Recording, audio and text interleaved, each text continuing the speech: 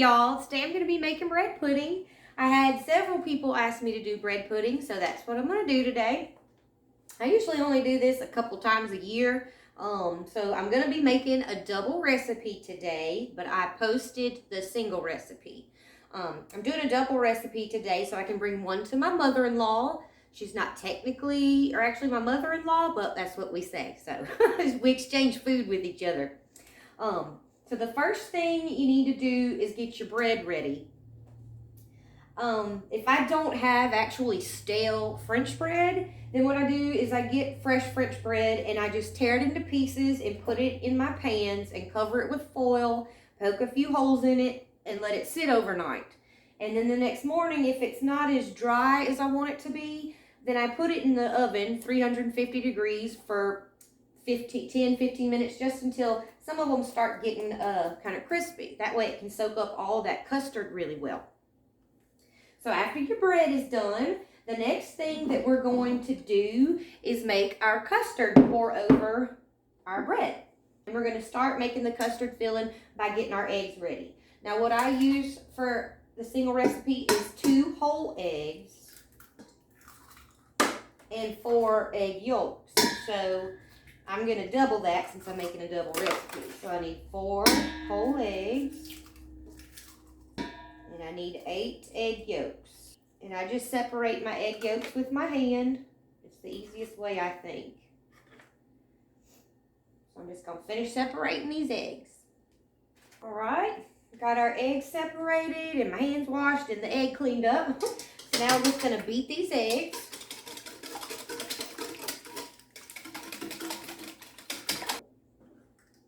All right, those are whisked. Now I'm going to put in 6 cups of milk.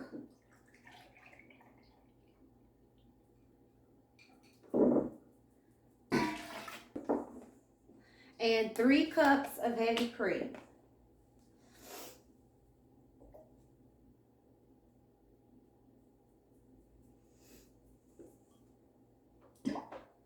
And I'm going to put in 1 tablespoon of vanilla.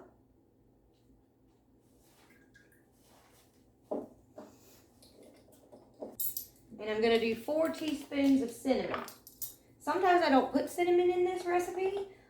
Depending on who I'm making it for, then I will.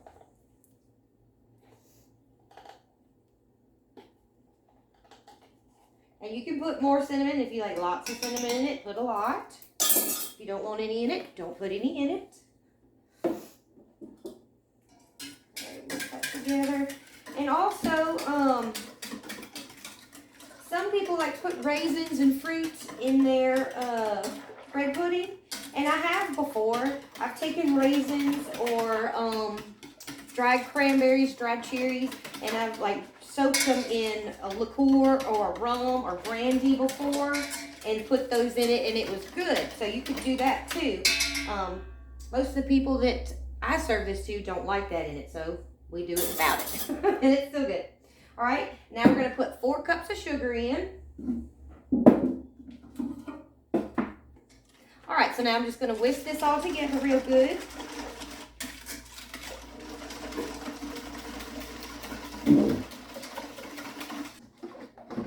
All right, so now I'm just going to pour this over our bread.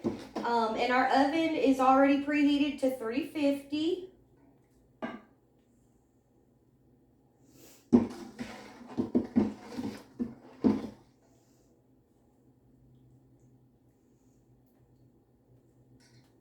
All right, now I just like to take my hand and push my bread down in there.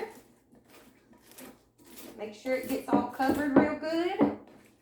And my hand is clean. And this is just for my family. And I promise my mother-in-law's not going to care that I used my clean hand in her pan of bread pudding.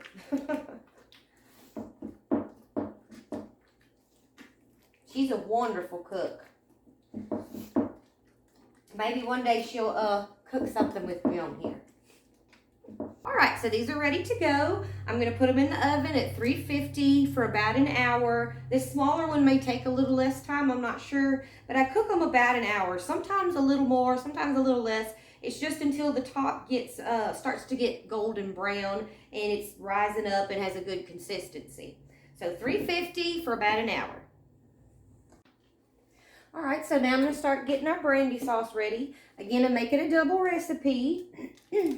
So I need 2 sticks of butter.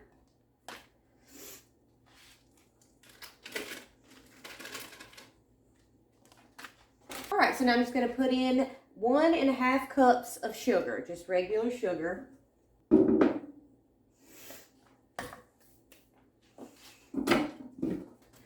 right, so we're gonna put our eggs in now. And I'm gonna be using 2 whole eggs and 4 egg yolks.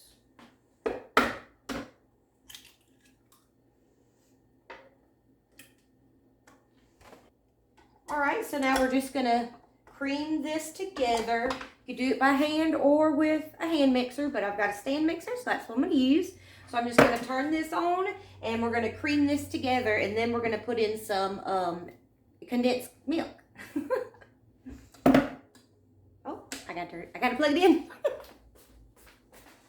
I do that every time.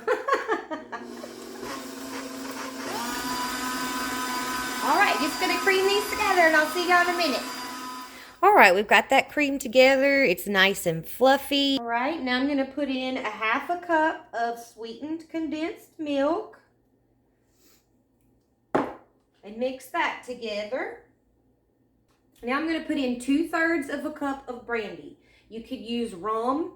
You could also use more than 2/3. I'm making a double recipe, and a single recipe calls for 1/2 cup to 1/3, and I'm using 1/3. Just gonna put our brandy in and mix that together.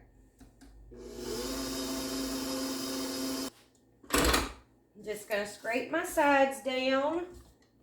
All right, now we're gonna take this and we're gonna heat it on the stove over a double boiler. Now I don't have an actual double boiler, so what I'm gonna do, I've just got some water in a pot right here. I've got it heated up. It's not boiling or simmering or anything like that. It's just hot water.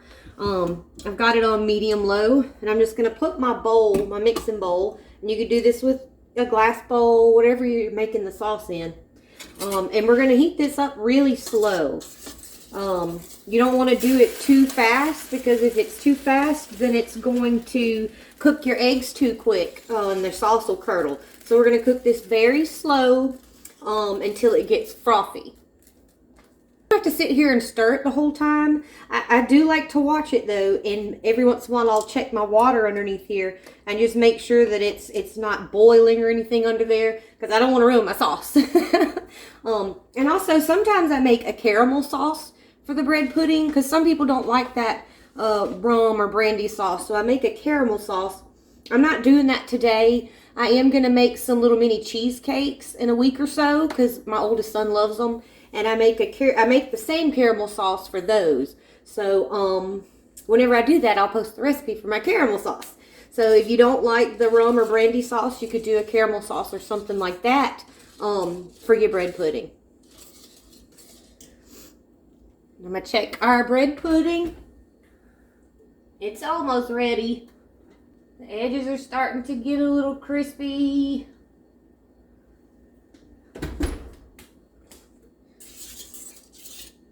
And I will let you know how long this takes me to cook this.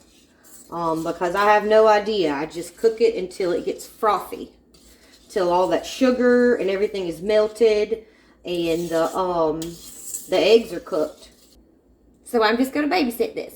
Alright, our sauce is almost done. I don't know if you can see it or not, but it'll start getting this, not white, but a lighter colored type frothy stuff on the top, and it'll start to get a little bit thicker. It's not going to be real thick, but it will get thicker.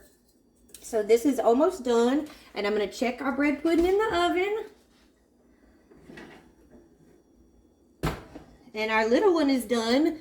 See, it's puffed up, and it's nice and jiggly, and the edges and all that, they'll get brown and crunchy. So our little one is done. See how jiggly?